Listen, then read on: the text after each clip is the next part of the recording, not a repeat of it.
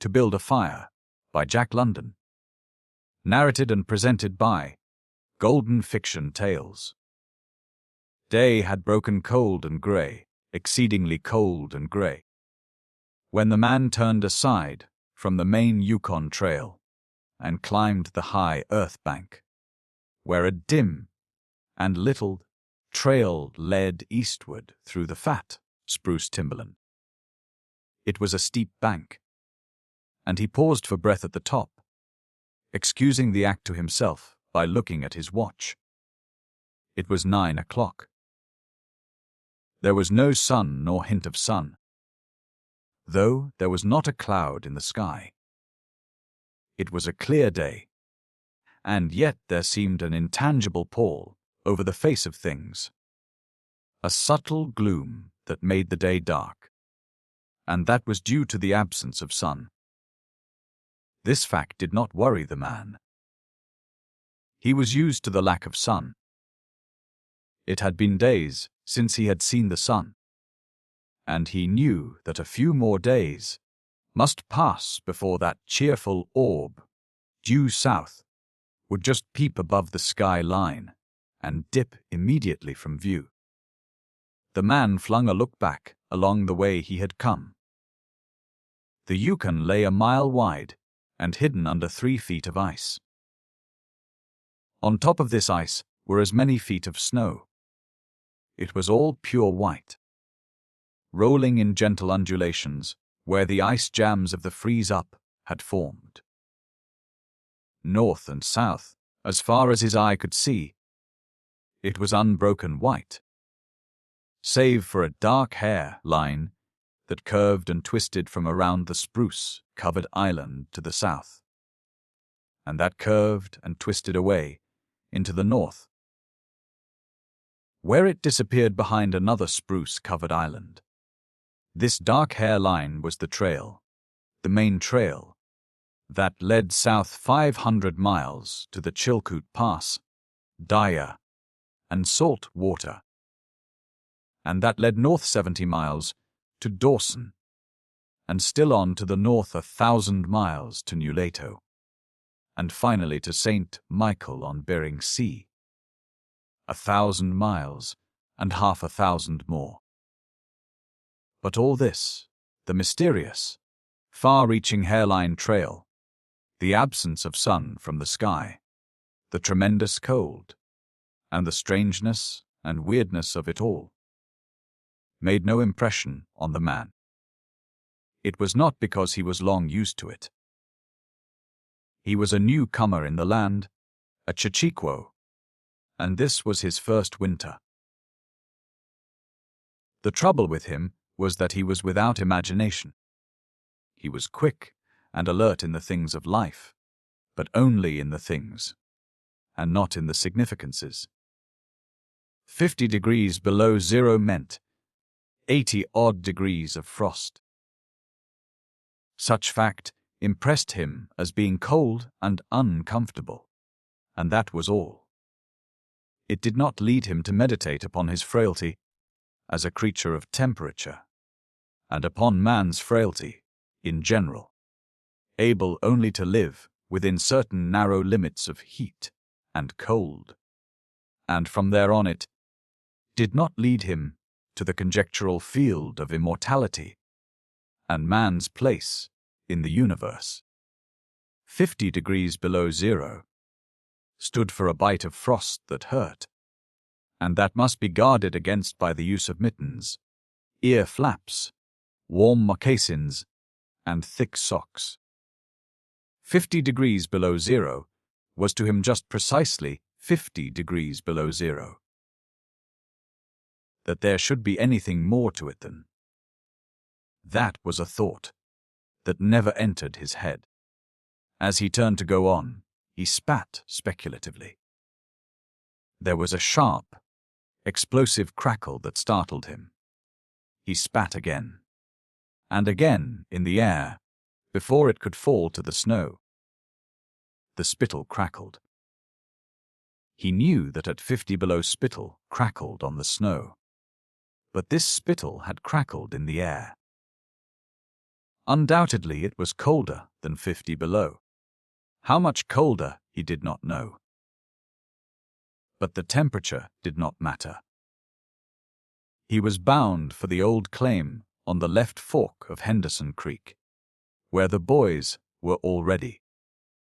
They had come over, across the divide, from the Indian Creek country, while he had come the roundabout way to take a look at the possibilities of getting out logs in the spring from the islands in the Yukon. He would be into camp by 6 o'clock. A bit after dark, it was true, but the boys would be there, a fire would be going, and a hot supper would be ready. As for lunch, he pressed his hand against the protruding bundle under his jacket. It was also under his shirt, wrapped up in a handkerchief and lying against the naked skin. It was the only way to keep the biscuits from freezing. He smiled agreeably to himself as he thought of those biscuits, each cut open and sopped in bacon grease, and each enclosing a generous slice of fried bacon. He plunged in among the big spruce trees. The trail was faint. A foot of snow had fallen since the last sled had passed over, and he was glad he was without a sled, traveling light. In fact, he carried nothing but the lunch wrapped in the handkerchief. He was surprised, however, at the cold. It certainly was cold, he concluded, as he rubbed his numbed nose and cheekbones with his mittened hand. He was a warm, whiskered man, but the hair on his face did not protect the high cheekbones and the eager nose that thrust itself aggressively into the frosty air. At the man's heels trotted a dog, a big native husky. The proper wolf dog, grey-coated and without any visible or temperamental difference from its brother, the wild wolf. The animal was depressed by the tremendous cold. It knew that it was no time for traveling. Its instinct told it a truer tale than was told to the man by the man's judgment. In reality, it was not merely colder than 50 below zero. It was colder than 60 below, than 70 below. It was 75 below zero. Since the freezing point is 32 above zero. It meant that 107 degrees of frost obtained. The dog did not know anything about thermometers.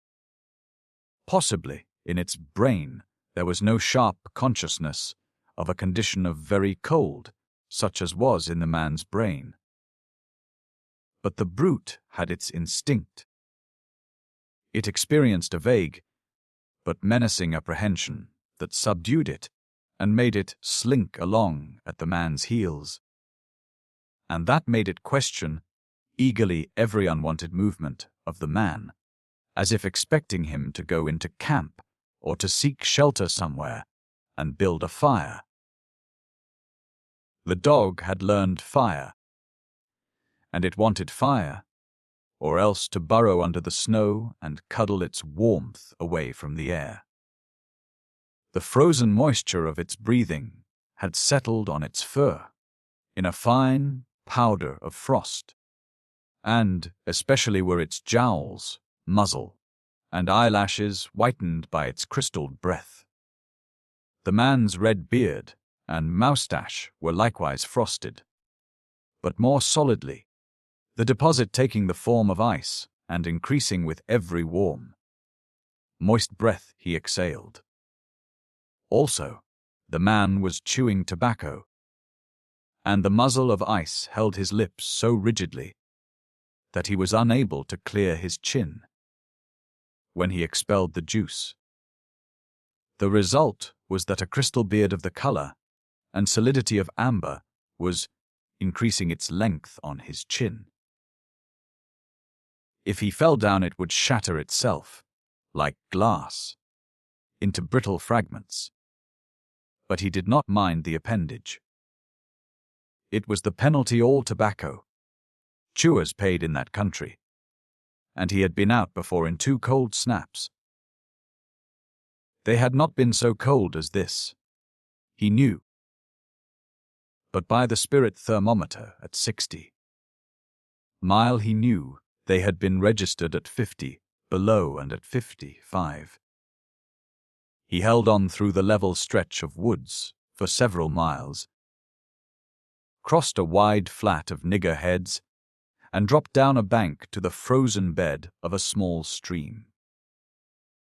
This was Henderson Creek, and he knew he was 10 miles from the Forks. He looked at his watch. It was 10 o'clock.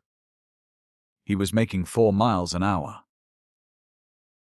And he calculated that he would arrive at the Forks at 12:30. He decided to celebrate that event by eating his lunch there. The dog dropped in again at his heels, with a tail drooping discouragement. As the man swung along the creek bed, the furrow of the old sled trail was plainly visible, but a dozen inches of snow covered the marks of the last runners. In a month no man had come up or down that silent creek. The man held steadily on. He was not much given to thinking. And just then particularly he had nothing to think about save that he would eat lunch at the Forks, and that at 6 o'clock he would be in camp with the boys.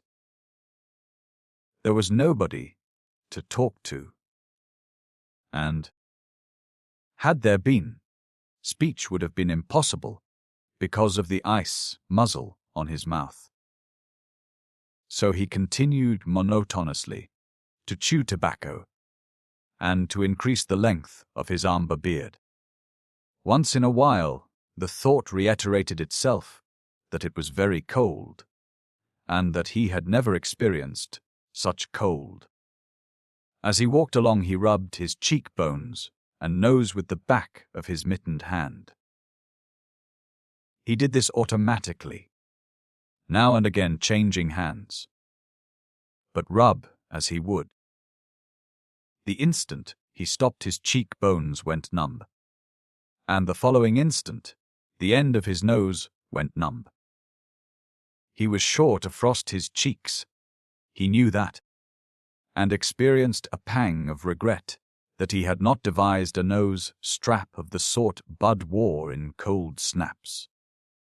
Such a strap passed across the cheeks, as well, and saved them.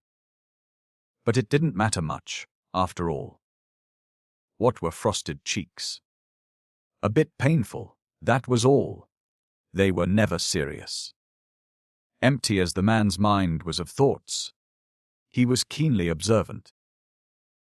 And he noticed the changes in the creek, the curves and bends and timber jams, and always he sharply noted where he placed his feet. Once, coming around a bend, he sheed abruptly. Like a startled horse, curved away from the place where he had been walking, and retreated several paces back along the trail. The creek, he knew, was frozen clear to the bottom. No creek could contain water in that Arctic winter. But he knew also that there were springs that bubbled out from the hillsides and ran along under the snow and on top the ice of the creek. He knew that the coldest snaps never froze these springs, and he knew likewise their danger. They were traps. They hid pools of water under the snow that might be 3 inches deep, or 3 feet. Sometimes a skin of ice half an inch thick covered them, and in turn was covered by the snow. Sometimes there were alternate layers of water and ice skin, so that when one broke through, he kept on breaking through for a while. Sometimes wetting himself to the waist. That was why he had shied in such panic. He had felt the give under his feet and heard the crackle of a snow-hidden ice skin. And to get his feet wet in such a temperature meant trouble and danger. At the very least it meant delay, for he would be forced to stop and build a fire, and under its protection to bare his feet while he dried his socks and moccasins. He stood and studied the creek bed and its banks, and decided that the flow of water came from the right. He reflected a while, rubbing his nose and cheeks, then skirted to the left, stepping gingerly and testing the footing for each step. Once clear of the danger, he took a fresh chew of tobacco and swung along at his 4-mile gait. In the course of the next 2 hours, he came upon several similar traps. Usually the snow above the hidden pools had a sunken, candied appearance that advertised the danger. Once again, however, he had a close call, and once, suspecting danger, he compelled the dog to go on in front. The dog did not want to go. It hung back until the man shoved it forward, and then it went quickly across the white, unbroken surface. Suddenly it broke through, floundered to one side, and got away to firmer footing. It had wet its 4 feet and legs, and almost immediately the water that clung to it turned to ice. It made quick efforts to lick the ice off its legs, then dropped down in the snow and began to bite out the ice that had formed between the toes. This was a matter of instinct. To permit the ice to remain would mean sore feet. It did not know this. It merely obeyed the mysterious prompting that arose from the deep crypts of its being. But the man knew, having achieved a judgment on the subject, and he removed the mitten from his right hand and helped tear out the ice particles. He did not expose his fingers more than a minute, and was astonished at the swift numbness that smote them. It certainly was cold. He pulled on the mitten hastily and beat the hand savagely across his chest. At 12 o'clock the day was at its brightest. Yet the sun was too far south on its winter journey to clear the horizon. The bulge of the earth intervened between it and Henderson Creek, where the man walked under a clear sky at noon and cast no shadow. At 12:30, to the minute, he arrived at the forks of the creek. He was pleased at the speed he had made. If he kept it up, he would certainly be with the boys by 6. He unbuttoned his jacket and shirt and drew forth his lunch. The action consumed no more than a quarter of a minute. Yet in that brief moment the numbness laid hold of the exposed fingers. He did not put the mitten on, but, instead, struck the fingers a dozen sharp smashes against his leg. Then he sat down on a snow-covered log to eat. The sting that followed upon the striking of his fingers against his leg ceased so quickly that he was startled. He had had no chance to take a bite of biscuit. He struck the fingers repeatedly and returned them to the mitten, baring the other hand for the purpose of eating. He tried to take a mouthful, but the ice muzzle prevented. He had forgotten to build a fire and thaw out. He chuckled at his foolishness, and as he chuckled, he noted the numbness creeping into the exposed fingers. Also, he noted that the stinging which had first come to his toes when he sat down was already passing away. He wondered whether the toes were warm or numbed. He moved them inside the moccasins and decided that they were numbed. He pulled the mitten on hurriedly and stood up. He was a bit frightened. He stamped up and down until the stinging returned into the feet. It certainly was cold, was his thought. That man from Sulphur Creek had spoken the truth when telling how cold it sometimes got in the country. And he had laughed at him at the time. That showed one must not be too sure of things. There was no mistake about it. It was cold. He strode up and down, stamping his feet and threshing his arms, until reassured by the returning warmth. Then he got out matches and proceeded to make a fire. From the undergrowth, where high water of the previous spring had lodged a supply of seasoned twigs, he got his firewood. Working carefully from a small beginning, he soon had a roaring fire, over which he thawed the ice from his face, and in the protection of which he ate his biscuits. For the moment the cold of space was outwitted. The dog took satisfaction in the fire, stretching out close enough for warmth and far enough away to escape being singed. When the man had finished, he filled his pipe and took his comfortable time over a smoke. Then he pulled on his mittens, settled the ear flaps of his cap firmly about his ears, and took the creek trail up the left fork. The dog was disappointed and yearned back toward the fire. This man did not know cold. Possibly all the generations of his ancestry had been ignorant of cold, of real cold, of cold 107 degrees below freezing point. But the dog knew, all its ancestry knew, and it had inherited the knowledge. And it knew that it was not good to walk abroad in such fearful cold. It was the time to lie snug in a hole in the snow and wait for a curtain of cloud to be drawn across the face of outer space whence this cold came.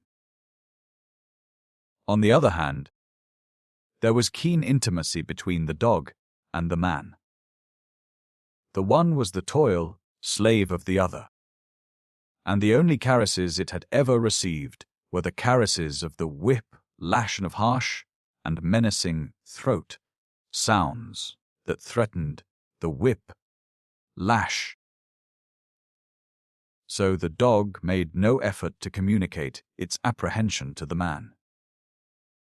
It was not concerned in the welfare of the man. It was for its own sake that it yearned back toward the fire. But the man whistled and spoke to it with the sound of whip lashes, and the dog swung in at the man's heels and followed after. The man took a chew of tobacco and proceeded to start a new amber beard. Also, his moist breath quickly powdered with white his mustache, eyebrows, and lashes. There did not seem to be so many springs on the left fork of the Henderson, and for half an hour the man saw no signs of any. And then it happened.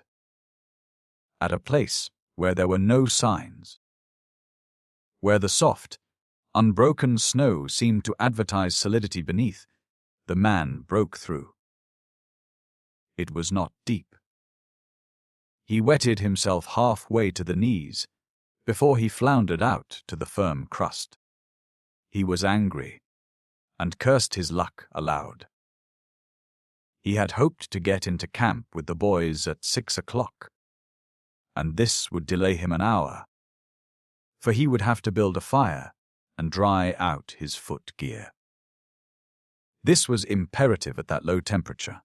He knew that much, and he turned aside to the bank, which he climbed. On top, tangled in the underbrush about the trunks of several small spruce trees, was a high water deposit of dry firewood. Sticks and twigs principally, but also larger portions of seasoned branches and fine, dry, last year's grasses. He threw down several large pieces on top of the snow. This served for a foundation and prevented the young flame from drowning itself in the snow it otherwise would melt. The flame he got by touching a match to a small shred of birch bark that he took from his pocket. This burned even more readily than paper. Placing it on the foundation, he fed the young flame with wisps of dry grass and with the tiniest dry twigs. He worked slowly and carefully, keenly aware of his danger. Gradually, as the flame grew stronger, he increased the size of the twigs with which he fed it. He squatted in the snow, pulling the twigs out from there, entanglement in the brush, and feeding directly to the flame. He knew there must be no failure. When it is 75 below zero, a man must not fail in his first attempt to build a fire. That is, if his feet are wet. If his feet are dry, and he fails, he can run along the trail for half a mile and restore his circulation. But the circulation of wet and freezing feet cannot be restored by running when it is 75 below. No matter how fast he runs, the wet feet will freeze the harder. All this the man knew. The old-timer on Sulphur Creek had told him about it the previous fall, and now he was appreciating the advice. Already all sensation had gone out of his feet. To build the fire, he had been forced to remove his mittens, and the fingers had quickly gone numb. His pace of 4 miles an hour had kept his heart pumping blood to the surface of his body and to all the extremities. But the instant he stopped, the action of the pump eased down. The cold of space smote the unprotected tip of the planet, and he, being on that unprotected tip, received the full force of the blow. The blood of his body recoiled before it. The blood was alive, like the dog, and like the dog it wanted to hide away and cover itself up from the fearful cold. So long as he walked 4 miles an hour, he pumped that blood, willy-nilly, to the surface, but now it ebbed away and sank down into the recesses of his body. The extremities were the first to feel its absence. His wet feet froze the faster, and his exposed fingers numbed the faster, though they had not yet begun to freeze. Nose and cheeks were already freezing, while the skin of all his body chilled as it lost its blood. But he was safe. Toes and nose and cheeks would be only touched by the frost, for the fire was beginning to burn with strength. He was feeding it with twigs the size of his finger. In another minute he would be able to feed it with branches the size of his wrist. And then he could remove his wet foot gear, and, while it dried, he could keep his naked feet warm by the fire, rubbing them at first, of course, with snow. The fire was a success. He was safe. He remembered the advice of the old-timer on Sulphur Creek, and smiled. The old-timer had been very serious in laying down the law that no man must travel alone in the Klondike after 50 below. Well, here he was, He had had the accident. He was alone, and he had saved himself. Those old-timers were rather womanish, some of them, he thought. All a man had to do was to keep his head, and he was all right. Any man who was a man could travel alone. But it was surprising, the rapidity with which his cheeks and nose were freezing. And he had not thought his fingers could go lifeless in so short a time. Lifeless they were, for he could scarcely make them move together to grip a twig. And they seemed remote from his body and from him. When he touched a twig, he had to look and see whether or not he had hold of it. The wires were pretty well down between him and his finger ends, all of which counted for little. There was the fire, snapping and crackling and promising life with every dancing flame. He started to untie his moccasins. They were coated with ice. The thick German socks were like sheaths of iron halfway to the knees, and the moccasin strings were like rods of steel, all twisted and knotted as by some conflagration. For a moment he tugged with his numbed fingers. Then, realizing the folly of it, he drew his sheath knife. But before he could cut the strings, it happened. It was his own fault, or rather, his mistake. He should not have built the fire under the spruce tree. He should have built it in the open. But it had been easier to pull the twigs from the brush and drop them directly on the fire. Now the tree under which he had done this carried a weight of snow on its boughs. No wind had blown for weeks, and each bough was fully freighted. Each time he had pulled a twig, he had communicated a slight agitation to the tree, an imperceptible agitation, so far as he was concerned, but an agitation sufficient to bring about the disaster. High up in the tree, one bough capsized its load of snow. This fell on the boards beneath, capsizing them. This process continued, spreading out and involving the whole tree. It grew like an avalanche, and it descended without warning upon the man and the fire. And the fire was blotted out! Where it had burned was a mantle of fresh and disordered snow. The man was shocked. It was as though he had just heard his own sentence of death. For a moment he sat and stared at the spot where the fire had been.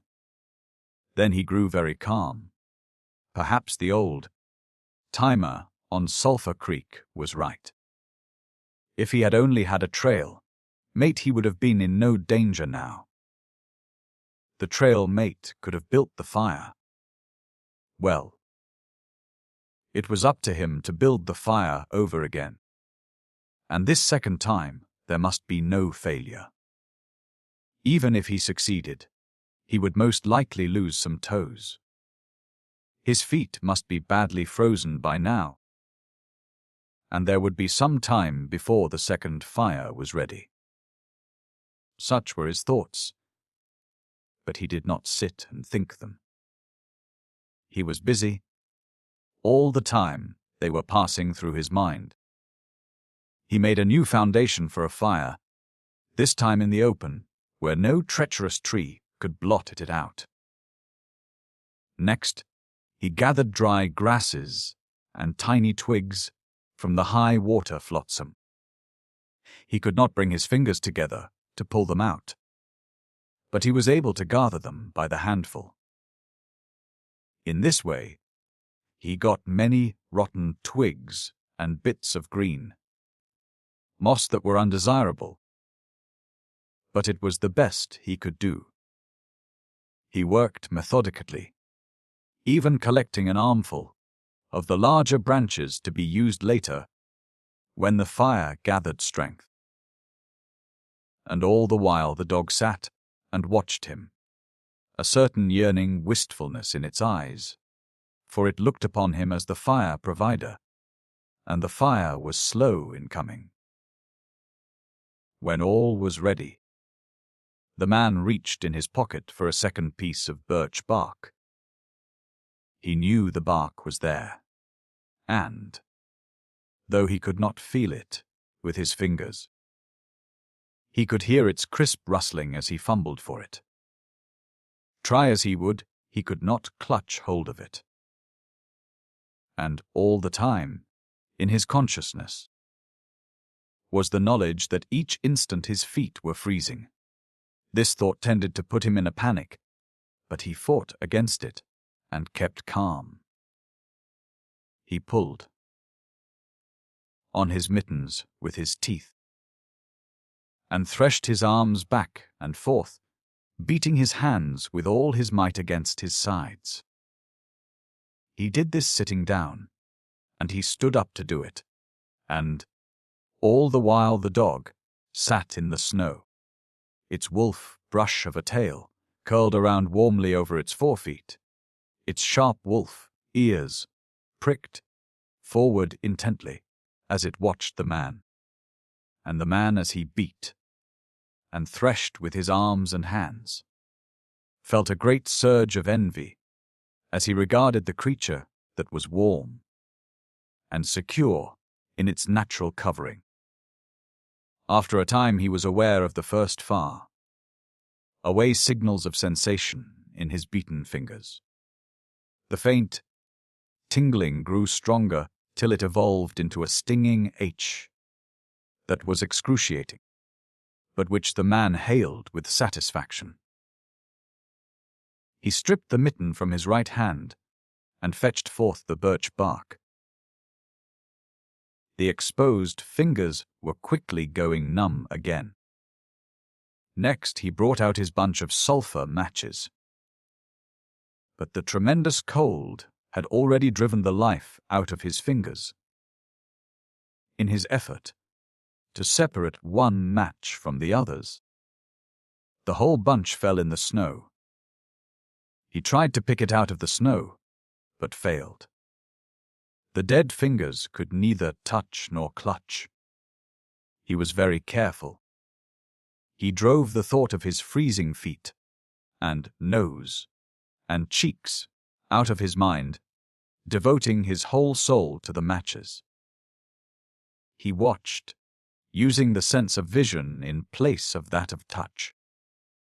And when he saw his fingers on each side the bunch, he closed them.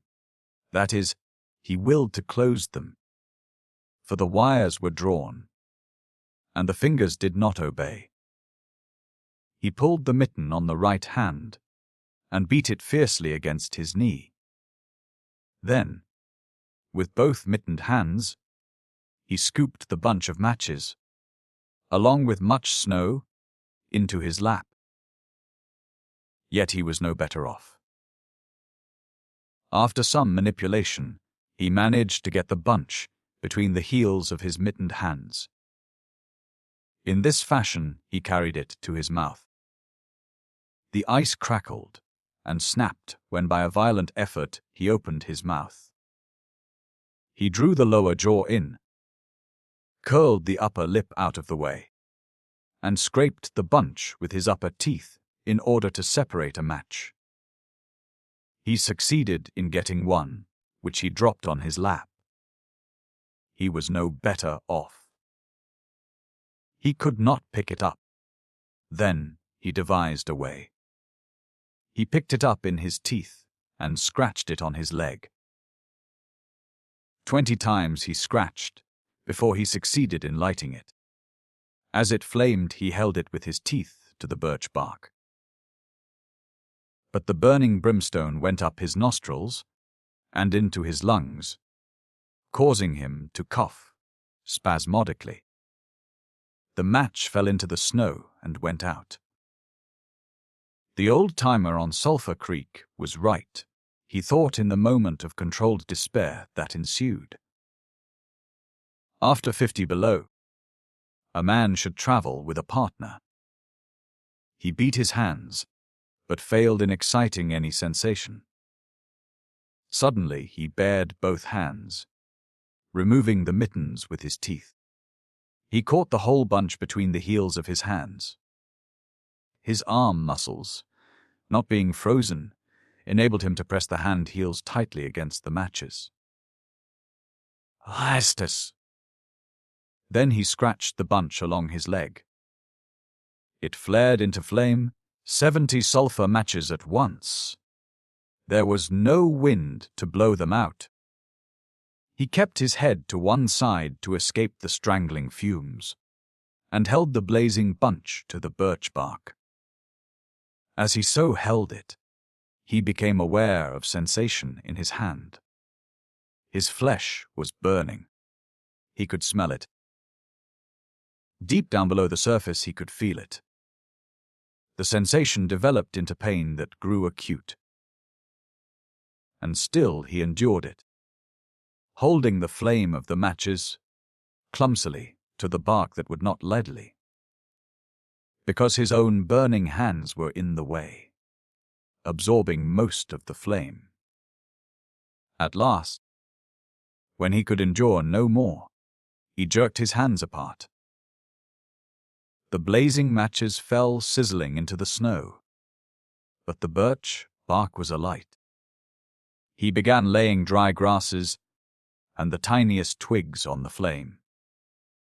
He could not pick and choose, for he had to lift the fuel between the heels of his hands. Small pieces of rotten wood and green moss clung to the twigs, and he bit them off as well as he could with his teeth. He cherished the flame carefully and awkwardly. It meant life, and it must not perish. The withdrawal of blood from the surface of his body now made him begin to shiver, and he grew more awkward. A large piece of green moss fell squarely on the little fire. He tried to poke it out with his fingers, but his shivering frame made him poke too far, and he disrupted the nucleus of the little fire, the burning grasses and tiny twigs, separating and scattering. He tried to poke them together again, but in spite of the tenseness of the effort, his shivering got away with him, and the twigs were hopelessly scattered. Each twig gushed a puff of smoke and went out. The fire provider had failed. As he looked apathetically about him, his eyes chanced on the dog, sitting across the ruins of the fire from him, in the snow, making restless, hunching movements, slightly lifting one forefoot and then the other, shifting its weight back and forth on them with wistful eagerness. The sight of the dog put a wild idea into his head. He remembered the tale of the man, caught in a blizzard, who killed a steer and crawled inside the carcass, and so was saved. He would kill the dog and bury his hands in the warm body until the numbness went out of them. Then he could build another fire. He spoke to the dog, calling it to him, but in his voice was a strange note of fear that frightened the animal, who had never known the man to speak in such way before. Something was the matter, and its suspicious nature sensed danger. It knew not what danger, but somewhere, somehow, in its brain arose an apprehension of the man. It flattened its ears down at the sound of the man's voice, and its restless, hunching movements, and the liftings and shiftings of its forefeet became more pronounced, but it would not come to the man. He got on his hands and knees and crawled toward the dog. This unusual posture again excited suspicion, and the animal sidled mincingly away. The man sat up in the snow for a moment and struggled for calmness. Then he pulled on his mittens, by means of his teeth, and got upon his feet. He glanced down at first in order to assure himself that he was really standing up, for the absence of sensation in his feet left him unrelated to the earth. His erect position in itself started to drive the webs of suspicion from the dog's mind, and when he spoke peremptorily, with the sound of whip lashes in his voice, the dog rendered its customary allegiance and came to him. As it came within reaching distance, the man lost his control. His arms flashed out to the dog, and he experienced genuine surprise when he discovered that his hands could not clutch, that there was neither bend nor feeling in the lingers. He had forgotten for the moment that they were frozen, and that they were freezing more and more. All this happened quickly, and before the animal could get away, he encircled its body with his arms. He sat down in the snow, and in this fashion held the dog, while it snarled and whined and struggled. But it was all he could do, hold its body encircled in his arms and sit there. He realized that he could not kill the dog. There was no way to do it. With his helpless hands, he could neither draw nor hold his sheath knife, nor throttle the animal. He released it, and it plunged wildly away, with tail between its legs, and still snarling. It halted 40 feet away and surveyed him curiously, with ears sharply pricked forward. The man looked down at his hands in order to locate them, and found them hanging on the ends of his arms. It struck him as curious that one should have to use his eyes in order to find out where his hands were. He began threshing his arms back and forth, beating the mittened hands against his sides. He did this for 5 minutes, violently, and his heart pumped enough blood up to the surface to put a stop to his shivering. But no sensation was aroused in the hands. He had an impression that they hung like weights on the ends of his arms. But when he tried to run the impression down, he could not find it. A certain fear of death, dull and oppressive, came to him. This fear quickly became poignant as he realized that it was no longer a mere matter of freezing his fingers and toes, or of losing his hands and feet, but that it was a matter of life and death with the chances against him.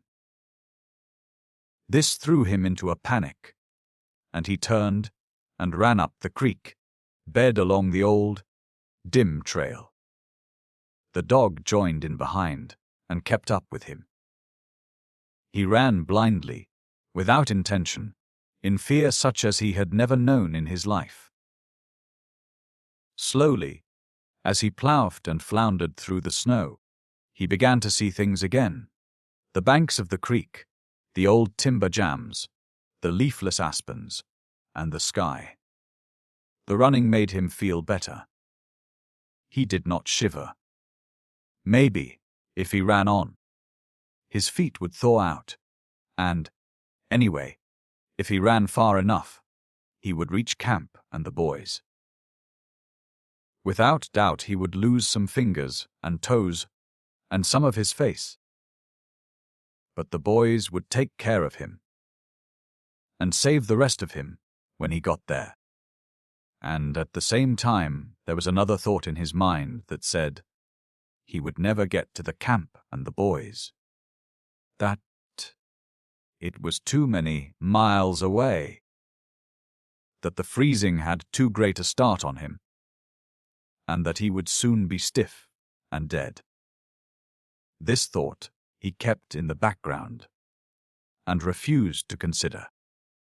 Sometimes it pushed itself forward and demanded to be heard, but he thrust it back and strove to think of other things.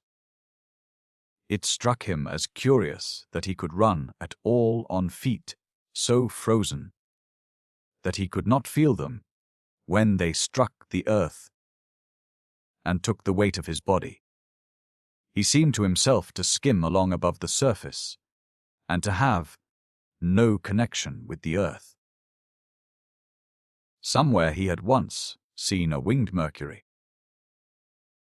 and he wondered if Mercury felt as he felt when skimming over the earth. His theory of running until he reached camp, and the boys had one flaw in it. He lacked the endurance. Several times he stumbled, and finally he tottered, crumpled up, and fell. When he tried to rise, he failed.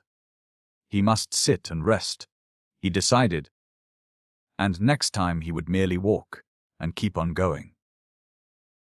As he sat and regained his breath, he noted that he was feeling quite warm and comfortable. He was not shivering, and it even seemed that a warm glow had come to his chest and trunk. And yet, when he touched his nose or cheeks, there was no sensation. Running would not thaw them out, nor would it thaw out his hands and feet. Then the thought came to him that the frozen portions of his body must be extending. He tried to keep this thought down, to forget it, to think of something else. He was aware of the panicky feeling that it caused, and he was afraid of the panic. But the thought asserted itself and persisted until it produced a vision of his body totally frozen. This was too much, and he made another wild run along the trail. Once he slowed down to a walk, but the thought of the freezing extending itself made him run again. And all the time the dog ran with him, at his heels. When he fell down a second time, it curled its tail over its forefeet and sat in front of him, facing him curiously eager and intent. The warmth and security of the animal angered him, and he cursed it till it flattened down its ears appeasingly. This time the shivering came more quickly upon the man. He was losing in his battle with the frost. It was creeping into his body from all sides. The thought of it drove him on. But he ran no more than 100 feet, when he staggered and pitched headlong. It was his last panic. When he had recovered his breath and control, he sat up and entertained in his mind the conception of meeting with dignity. However, the conception did not come to him in such terms. His idea of it was that he had been making a fool of himself, running around like a chicken with its head cut off. Such was the simile that occurred to him. Well, he was bound to freeze anyway, and he might as well take it decently. With this newfound peace of mind came the first glimmerings of drowsiness. A good idea, he thought, to sleep off to death. It was like taking an anesthetic. Freezing was not so bad as people thought. There were lots worse ways to die. He pictured the boys finding his body next day. Suddenly he found himself with them, coming along the trail and looking for himself. And, still with them, he came around a turn in the trail and found himself lying in the snow. He did not belong with himself any more, for even then he was out of himself, standing with the boys and looking at himself in the snow.